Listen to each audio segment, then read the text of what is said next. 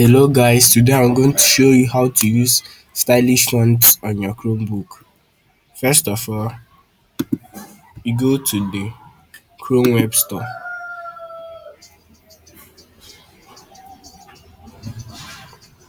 and then you type in stylish fonts.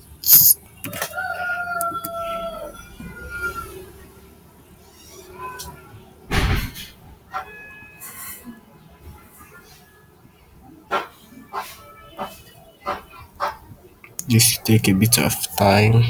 Just network. Okay, it's coming.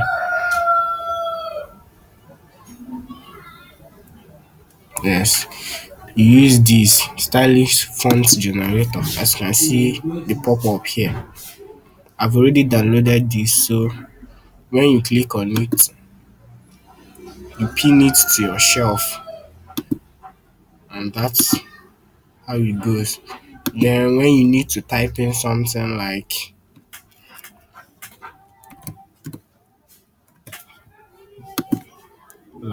how are you,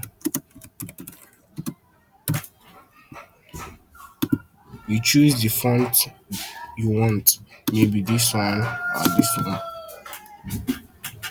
Then you copy it, then you paste it anywhere you want,